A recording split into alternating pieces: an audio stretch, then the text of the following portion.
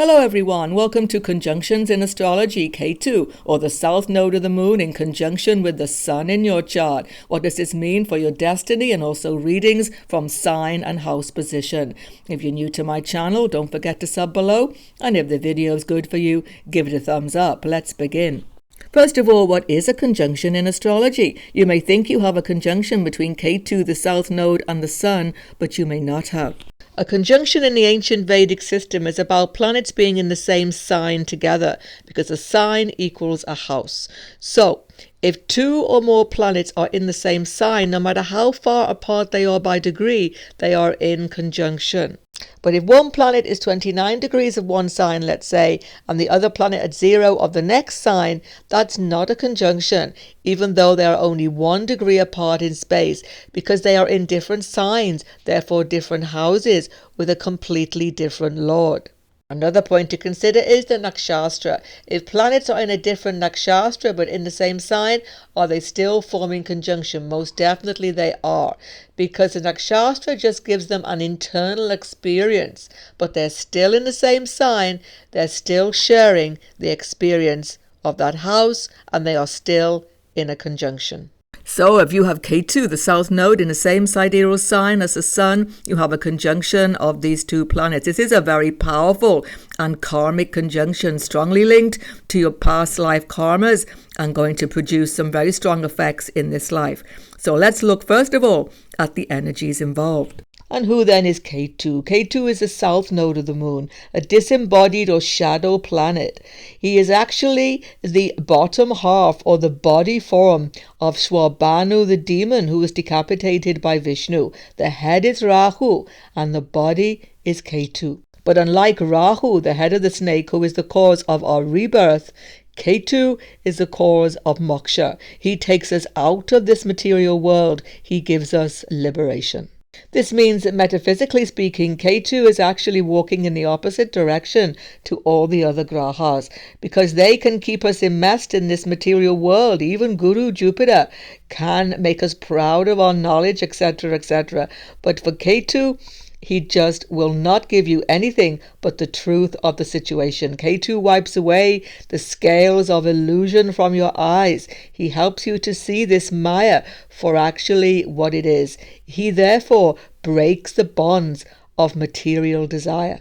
So for those who are spiritually inclined and truly desire liberation, Ketu is the greatest friend. But for those who are materially entangled, he is acting in a very malefic way. He will cause all sorts of loss, disillusion, and trouble in your life because of necessity. He does not want to get you more entangled with your desires. And who is the Sun? The Sun is known as Surya or Ravi in the Vedic system, but he has many names. The Sun is the king of the solar system, the light of our lives. There is no life on this planet without the Sun. So we may think that many other planets are important in our chart, like the Atmakaraka, ruler of ascendant, but actually the Sun is the most important because he represents the whole spiritual spark that makes this universe work. He is the spiritual spark inside ourselves, who we are, part of the Supreme. In this way, Surya joins us completely with every other living entity with whom we are one and the same. He is the Dharma in the world, the righteous action, the light that takes away the darkness, and the light that takes away ignorance. The Sun represents the father in our chart, the government, the king, and indeed all authority figures. When we follow the path of the Sun in our chart, we follow the path of truth and goodness, and this is the only path we will ever need to follow. The first thing to know if you have Ketu with the Sun in your chart then is that you definitely have a past life karma connected to the use of your ego and your spiritual development. Basically, something is unfinished. That's why Ketu is with the Sun. Ketu is our past life karma. Ketu is where we have the greatest amount of past life karma in this life by sign and conjunction. But there is an additional factor seen in some charts with this Sun conjunct Ketu. That is if you were born on an eclipse. You can see this by looking where the moon is in your chart. If the moon is in the same sign as this Sun and Ketu, you were born on a solar eclipse. And if the moon is in the opposite sign, then you were born on a lunar eclipse. Either way, your life has a great destiny journey ahead of you. There will be extremes in your life. Sometimes you're on top of everything, and sometimes everything is just taken from out under you and you have to start again from the beginning. These sort of extremes happen when you were born on eclipse, but you are given tremendous spiritual power and you should use it wisely. So the first thing everybody's going to see, born on eclipse or not, with this Ketu Sun, is that there is some karma connected to the use of the ego. The Sun is the ego, sense of self. Although it's your inner spiritual being in this material world, we connected to our sense of very self and our ego. So basically, past life Ketu shows that there was some misuse of your ego in some way. And in this very lifetime, you won't be allowed to have that confidence in yourself that you did last time. It's all about a spiritual awakening. And the effects can be as follows. You see, Ketu and the Sun are fire element. Ketu is fire, Sun is fire. When two fires come together, it doesn't just blow up into some great blaze. The opposite actually occurs. It's just like firefighters create a small fire to suck all the oxygen and all the energy out of a large fire. So what tends to happen is one of these planets is going to suck out the energy from the other. And I bet you can guess which one it will be. It's Ketu. Ketu diminishes the fire of the Sun. He's the black hole. He's our liberation gate. He cannot be diminished or we would never get out of this world. So some of the fire of the Sun is actually being taken up by Ketu, and this has a profound effect. There can be a real lack of direction early in life, a real sense of not knowing what you should do in the world. Sun is, after all, our main goals in life, how we would like to express ourselves in this world. So there's a real directionless given by Ketu here. It can make you introverted, shy, hiding away from other people. And there can be many reasons why this happens. I've seen people with this Ketu Sun have some perhaps physical or psychological problem that actually haunts them from early life. It can be anything. You have to see other planets. If you've got Mercury here, there can be speech problems. If you've got Venus here, you can feel not attractive enough, or so many different things. But something puts a bridge between you and other people. Something makes you feel not quite the same as other people, not quite up to scratch. So a lack of self-belief can be there, but it's really because you don't really know who you are and what you're supposed to be doing here. It's like Ketu is blinding you to your true spiritual purpose, particularly early in life. What happens is you don't like to compete, you don't like to put yourself out there. You mightn't be shy, but you really don't like it when you have to force your authority on other people. It seems fake. It doesn't seem genuine. But this difficult beginning in life doesn't continue. You see, Ketu matures in your late 40s. And I've seen from at least 40 onwards, you gain the confidence in yourself you've lacked before. What you find is you're not bothered about what other people think of you so much anymore, and you can truly become your authentic self. An important factor is a relationship with the father, because Sun is the father here. Ketu is separation or loss. I've seen in quite a few charts lack of the father's presence, or father dies or is separated from you earlier on in life. If that doesn't happen, he may be present but not connected to you in some way. And this lack of connection, this difficulty with the father, is very important karma in this conjunction. Now, this affects both male and female, but actually for men, it's a particular karma here. For men, I've seen with this Sun Ketu, they somehow can't live up to their father's expectation. There's tremendous stress or pressure coming from the father or from father's line on you. Sometimes you inherit a business, or you can inherit father's career, and in some way you take this up, but you have to ask yourself later in life, is it really what you ever wanted? This is something you will only discover over time. For many people also, this Sun Ketu gives a complete career break, particularly in midlife, where no matter what you end up doing in life early on, you switch and you change and you find something completely different and more authentic, because only then do you really tune in to what you have to give to the world. It's like Ketu makes you lost of your career path, lost of your true options in life, sort of blinded to them in the darkness early in life. There's a lot of anxieties then, most definitely, with this Ketu Sun conjunction. Whether you show them openly or not, they are always there. But time removes them.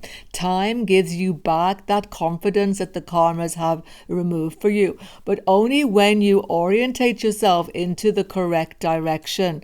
So this is the most important thing. This shift in your inner self, in your inner belief, when it happens, your whole life will completely transform. Now, this orientation of yourself onto a new path will definitely, for many of you, be a spiritual factor, because the sun close to Ketu shows that you have to find a dharmic path, a path of truth and righteousness. If you don't find that, you can stay in the dark for all of your life, just going round in circles and feeling really as though you're not making any progress. This can lead to addiction behavior, all sorts of drug and drink addiction, all of the things that Ketu falls into when he has no purpose in life. The thing is to find your spirituality. It will take you time, but once you do and you find some path that gives you truth and purpose in life, you become a transformed person. You realize that you're not here for yourself. You're not here for your own good. You're here for others' good.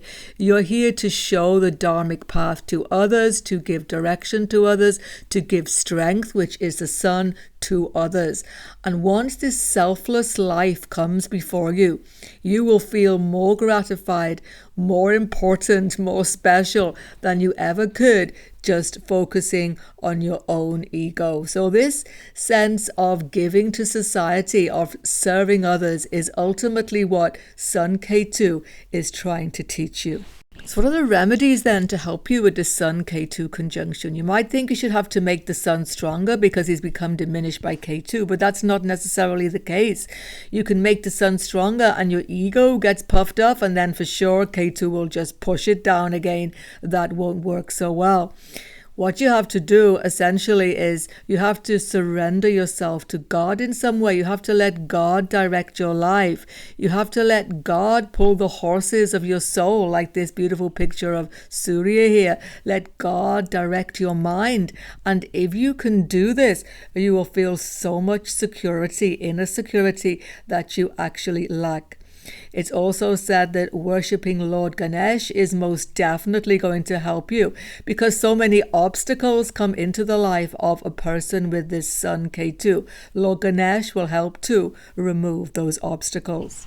Let's look at the sign placements now, starting with the fire signs. If you have the Sun Ketu in Aries, Leo or Sagittarius, it's a good placement actually, because Ketu is strong and the Sun is strong in all these signs. Exalted in Aries, own sign Leo, strong in Sagittarius.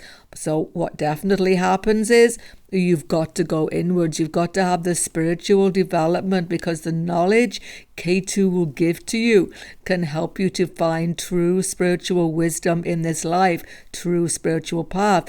It won't feel like that in your youth. It will feel very difficult. You can become introverted, spend a lot of time studying and just not able to engage.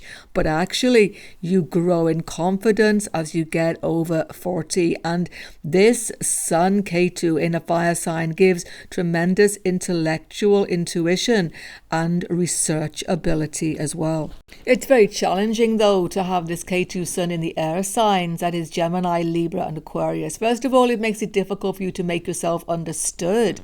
You can have speech problems, communication, language problems. You can have problems relating to others, becoming introverted, not showing your true, authentic self to others, so people can't really get to know you properly.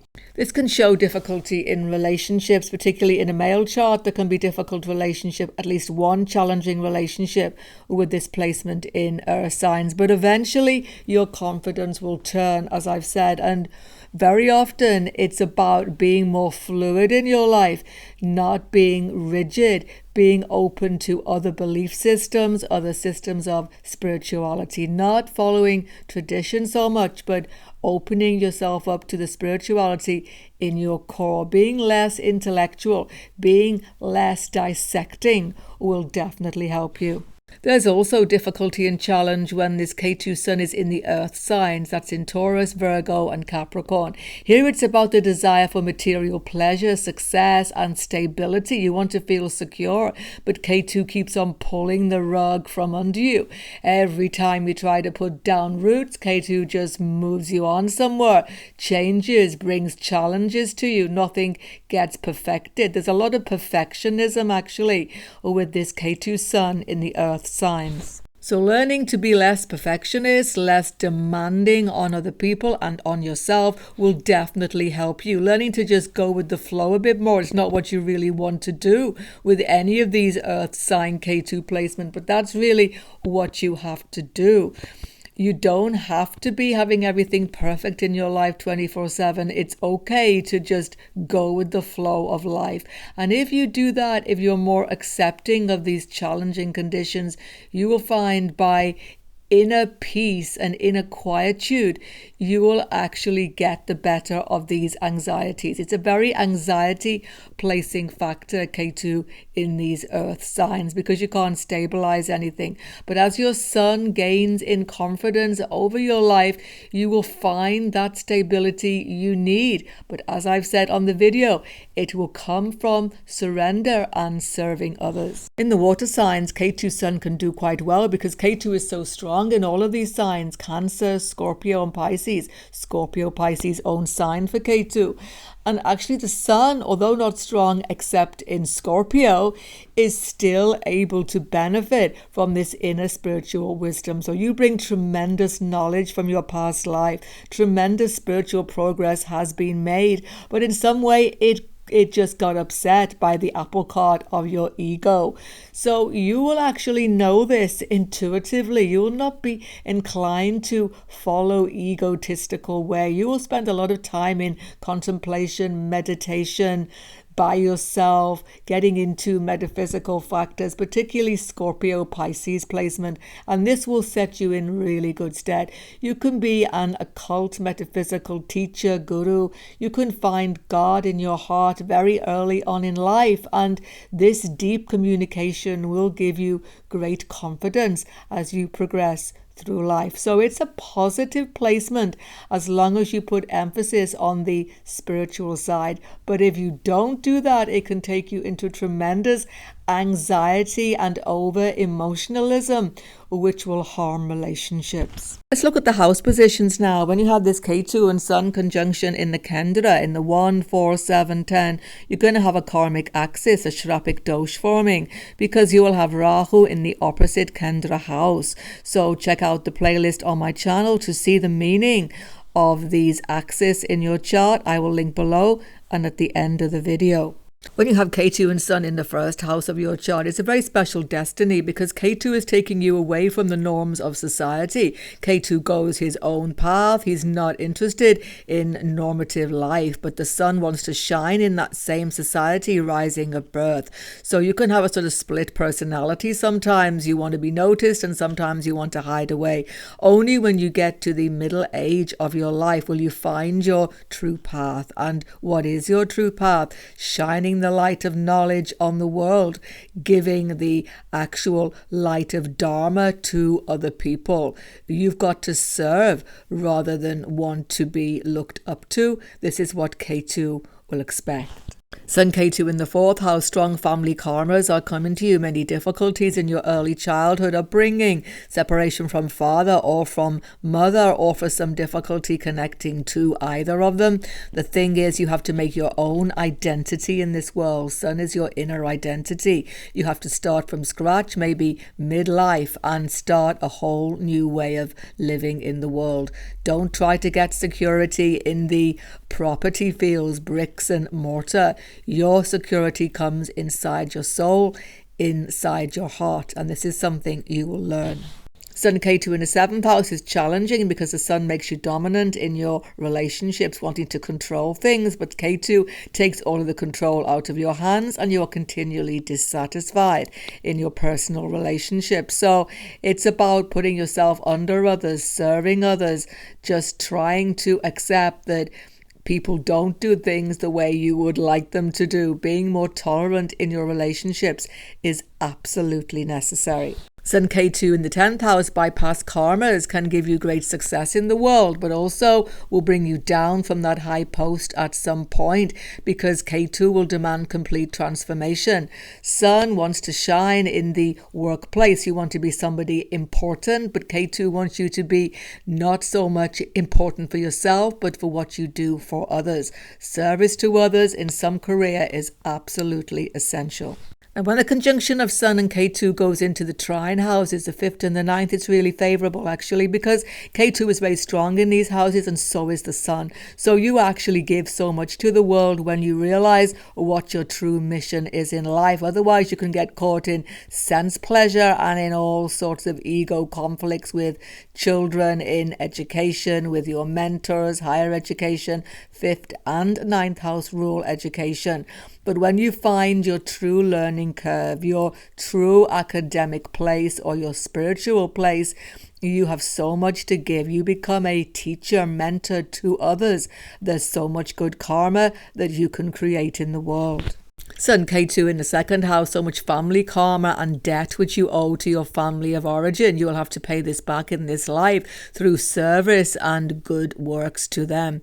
They're always taking up your time and energy, but actually it's helping your family, supporting your family that will give you the greatest satisfaction in life. In the Upachaya houses, 3, 6, 11, it's not so easy a placement. The Sun here is trying to gain dominance, to gain sort of success through conflict and all sorts of litigation with others, pushing forward your will onto the world. But Ketu is not happy in these houses and he pulls you away from all of this contention. So in the 3rd house, you have a debt to your siblings, which you're going to have to pay in some way. You have to serve them. You have to help them. You have to give your energy towards them. If you do not have siblings, you will feel that lack in your life. And you're going to have to help other people who are involved in conflict. Being some sort of conflict manager for people. Same for a 6th house, maybe involving medical help. Medicine can be excellent career here, but it's about total service. With the 11th house, your gains will always be followed by losses unless you are continually sieving off into charity donations, etc. It's very important that you don't become greedy with this Sun 11th house because Ketu will always pull out the rug. So 3, 6, 11, giving to others, serving others, helping others get through conflict in their life reduces all of this in your own life. In the 2 Dusthana houses, there is great spiritual development ahead of you in the 8th and 12th house. But the thing is, the Sun lacks strength here. In the 12th, of course, Marikasthana as well, very weak. So what's happening is every time you assert yourself, you get pulled down. And eventually you just don't bother anymore. You just hide away. It doesn't seem worth the effort. You don't like all of the conflict. But the more time you spend on your own, the more you get into meditation, into deep occult study, astrology, metaphysics, even religious, spiritual pursuits, you will gain great strength. The strength of the Sun becomes stronger when you tune into dharmic patterns, righteous patterns, and Ketu helps you therefore, and he can help you stand up even amidst the most terrible conflicting situations around you. Ketu is strong in this 8th house, 12th house. So don't follow the crowd. Go your own spiritual path and you will gain strength in life. Maybe 12th house from foreign lands and foreign religious system.